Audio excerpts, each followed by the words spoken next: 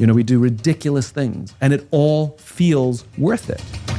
And the sacrifices we make for a child all feel worth it, but these are no longer for us, and these things will live on beyond our own lives.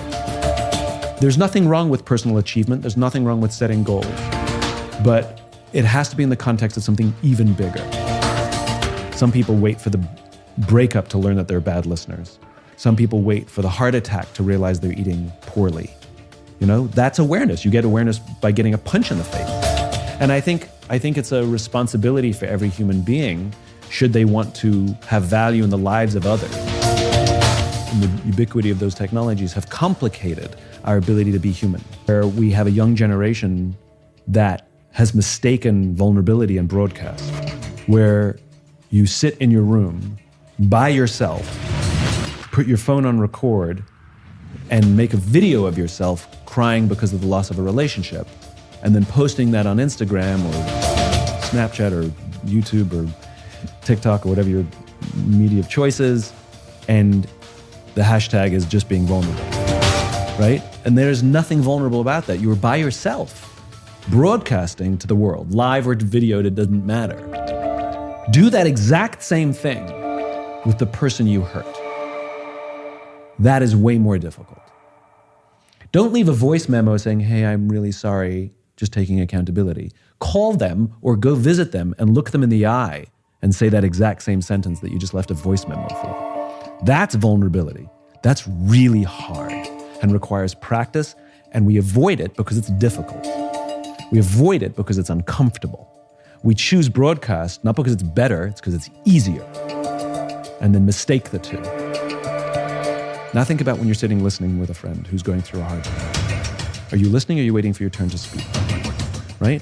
The whole meditation practice that you've been doing is now valuable in this moment, where you are focused entirely on what they're saying to you. Every distraction, every screech of a car tire outside, everybody who's talking around you, you don't hear any of it. You only hear what they're saying to you. You're entirely focused on what they're saying to you. And when you have your own thoughts of advice you'd like to give, or things you want to tell them, oh my God, me too, that happened to me as well, right? You say, nope, that's not important in this moment, and you put it out of your head and deal with it later. And at the end of that conversation, your friend will say, thank you, I feel heard, or thank you for being there for me, or thank you for holding space for me, or thank you for listening. And those are all indications that congratulations, you've been present for another. There's nothing wrong with doing things and enjoying the benefit of those things yourself, by all means.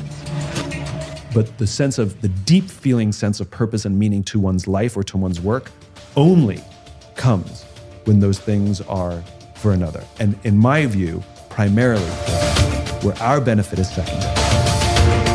You can't have equal. There's no such thing as equal. Because at one point, one of those things will have to be sacrificed for the other. And do you sacrifice your spouse's love so that you can stay in love? Or do you sacrifice your comfort? Do you sacrifice your girlfriend, boyfriend, spouse's comfort so that you can be better? Or do you sacrifice your comfort so they can feel better? It's obvious. Well, it's the same here. It's the same analogy, which is I choose to sacrifice my happiness, my joy, my comfort, my Lamborghini in this moment, not forever, but in this moment, for you. For you, my employee, for you, my friend. I will delay so that you can have. And that's where the joy and love of business, relationships, friendships come from. To sacrifice for another really is the most beautiful thing we can ever do. I mean, that's kind of what love is. It's sacrificing for another. Self-assessment is a thing, but it's not the only thing. It's a thing. It's a data point. And I'm a huge believer in self-assessment, but you have to have that buttressed with the assessments of others because we are blind very often. We're social animals. We cannot do this thing called career or life alone. We're just not that smart. We're not that strong. We're not that aware. We're just not that good. We don't build trust by offering help. We build trust by asking for it. People who are bad at taking compliments. You're so smart. No. Right? We downplay it because we're embarrassed by the compliment. Right? But a compliment is a gift. I'm just paying you a gift. Now, if somebody handed you a present, you wouldn't push it back because it would be rude, right? You would accept it. And whether you like it or not, or whether it makes you comfortable or not, you accept it with gratitude.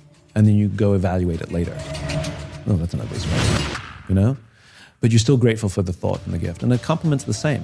And I think all of these things, the willingness to deny someone else the joy of giving you the gift of the compliment.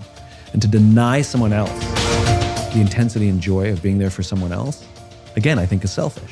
Never asking for help is selfish. Asking for help is a great act of service because you allow someone else to have the joy of sacrifice. This young generation, because of all the reasons we've talked about and more, seems to exhibit the traits of being very conflict avoidant, very uncomfortable with uncomfortable. That has some impact that are sometimes funny, quote unquote, but always tend to make somebody feel more lonely. When we work hard for something we love, it's called passion. When we work hard for something we don't love, it's called stress. Now, in both cases, you're working hard. What's the difference between, doing something you love and you work late hours and you sacrifice your relationships and you sacrifice your family, but you look at it and say, it was hard, but it was worth it, versus losing all those things and all you do is get a Lamborghini at the end. It's like, was it worth it? I'm like, not so sure I'd do that again.